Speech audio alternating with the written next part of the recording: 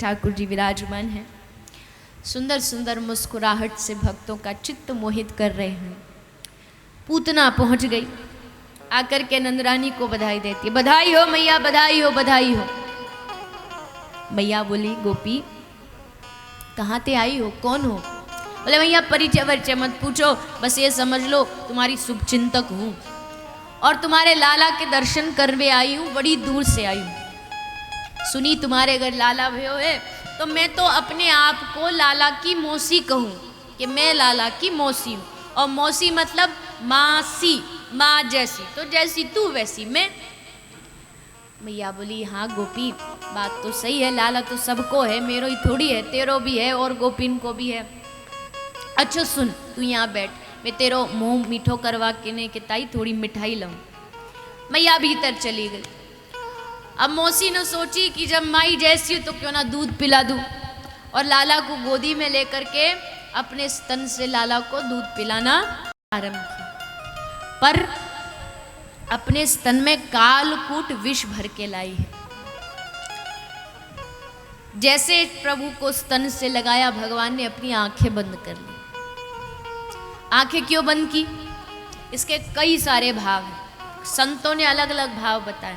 एक भाव ये कह रहा है कि भगवान आंख बंद करके सोच रहे हैं कि इस पूतना का करूं क्या। एक तो ये मां बन के भी आई है और एक शत्रु बन के भी आई है। फिर आंख बंद करके भगवान ने ये सोचा कि इसने ऐसा कौन सा कर्म किया जो ये मुझे दूध पिला रही है। तो पूतना पूर्व जन्म में कौन थी मालूम है? पूतना पिछले जन्म में राजा बलि की बेटी है, रत्नमाला। जब राजा बलि के घर वामन भगवान दान मांगने गए तो रत्नमाला भी वही थी।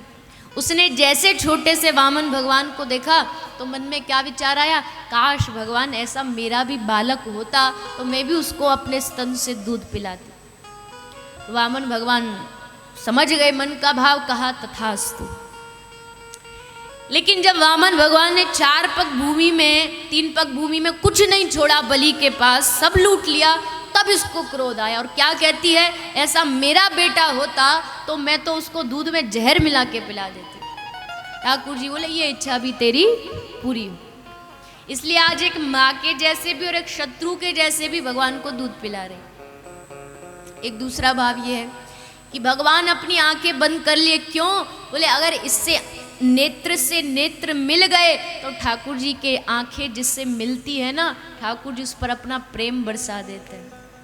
भगवान जानते हैं आंखों से आंखें मिली तो हमको इससे प्रेम हो जाएगा और फिर प्रेमी को मारना उचित नहीं है, इसलिए नेत्र बंद कर ले। एक भाव ये भी है कि भगवान आंख बंद करके भोलेनाथ जी को बुला रहे हैं। बोले भोलेनाथ जी, बाबा देखो 4 दिन पहले हमने आपकी सहायता की दर्शन कराने में, हम रोए तब आपको दर्शन हुआ, अब आपकी बारी हमारी मदद करनी।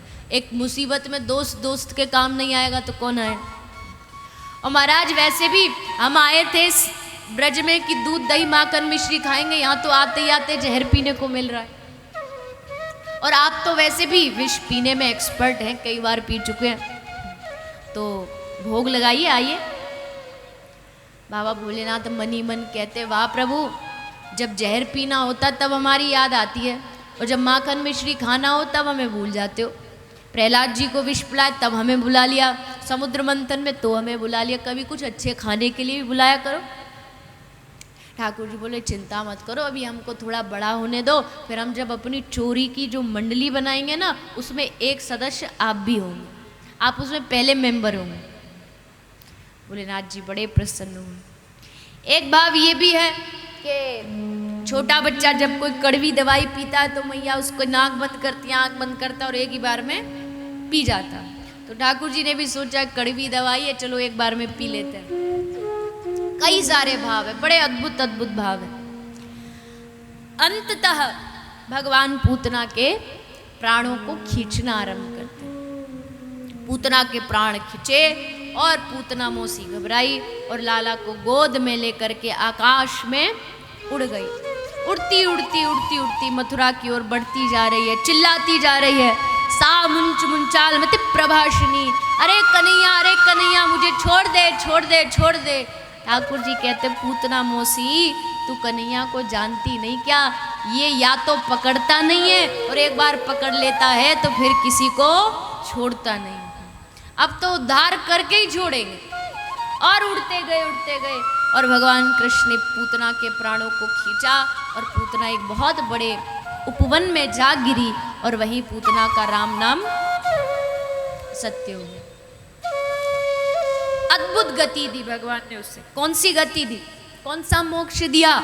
जो उन्होंने अपनी माँ यशोदा और अपनी माँ देवकी को दिया। भगवान कहते हैं भले शत्रु भाव से पर कोई मुझसे रिश्ता बनाए तो सही, मैं उसके रिश्ते को अवश्य निभाता हूँ। ये मासी बनी है तो इसको मासी ही गति दूंगा। कम वा दयालुम शरणम व्रजेम। सुखदेव जी कहते हैं इससे बड़ा दयालु संसार में और कौन होगा।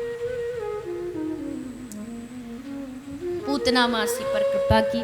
फिर शक्टासुर आया सकट के रूप में, सकट के रूप में आकर के बैलगाड़ी में विराजमान हुआ, भगवान ने उसका उद्धार किया।